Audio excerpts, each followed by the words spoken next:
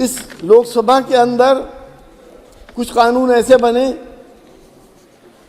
जिनकी वजह से हिंदुस्तान की दूसरी बड़ी आबादी मुसलमान परेशान हुए और फिक्रमंद हुए।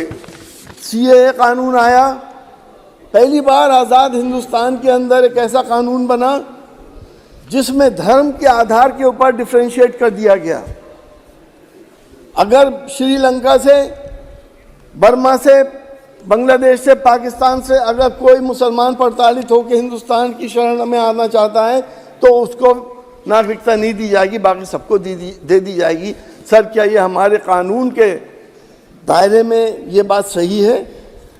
इसी तरह से आर्टिकल 370 हटाया गया। आर्टिकल 370 हटा, लेकिन 371 नहीं हटाया गया। हमसे कहा गया कि आतंकवाद ख़त्म होगा, लेकिन सर मैं यकीन से कहता हूं कि मैं अभी कश्मीर होकर आया हूं। कश्मीर के लोगों के अंदर जितना बड़ा डिससेटिस्फैक्शन है उसका शायद अंदाज़ा हमारी पार्लियामेंट को नहीं है। हर दूसरे दिन कोई ना कोई आतंकवादी घटना होती है। तो आर्टिकल 370 हटने से कश्मीर को क्या मिला? मुसलमानों के शरीयत में मुदाखलतें हुई, 3 तलाक का बिल आया।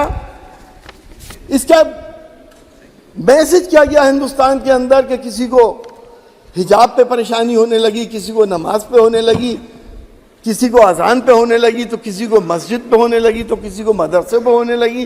क्या सर ये वही देश है जो हमने साथ मिलके एक साथ अपना खून देके इस देश को हमने आज़ाद कराया था?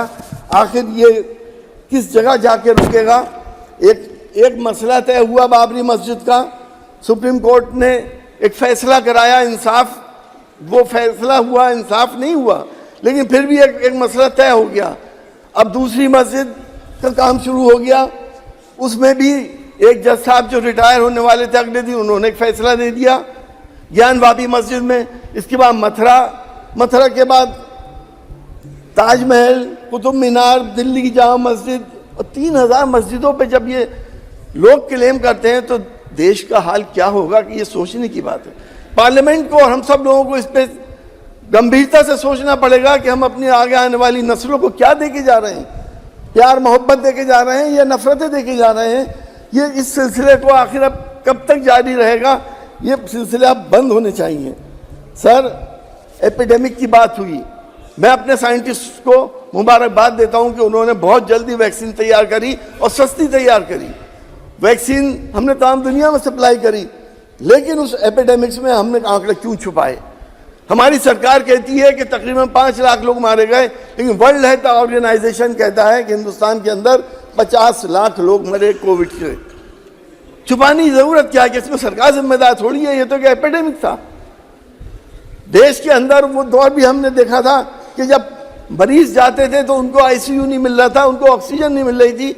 दिल्ली के अस्पतालों के बाहर एम्बुलेंस के अंदर लोगों की मौतें हो गई, और जब मौत होने के बाद शमशान घाट इंसान पहुंचा है तो उसको लकड़ी नहीं मिली, गंगा के किनारे उसको दबा दिया गया और उसकी लाशों को जानवरों ने नोचा। कोई तो जिम्मेदारी ले इस बात की। क्या ये वैसे ही हो गया? कौन जिम्मेदार है? यकीनी तौर पे जो सरकार है वो इस बात की जिम्मेदार है और बड़ी बड़ी बातें करते हैं, पीठ थपथपाते हैं, लेकिन हुआ क्या असल में?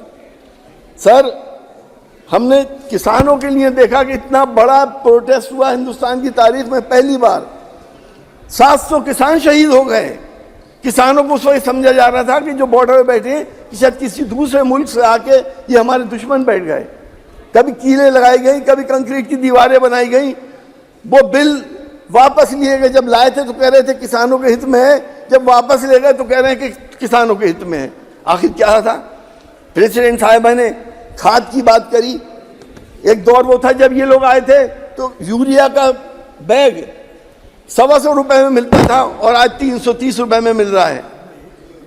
एनपीके का कट्टा 400 रुपए का था और आज 1300 रुपए में मिल रहा है।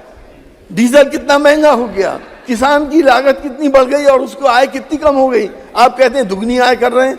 किसान के लिए एमएसपी में क्या कर रहे हैं? कितनी एमएसपी आपने दी? ये सोचने की बात है, पार्लियामेंट को इस बात पे सोचना पड़ेगा।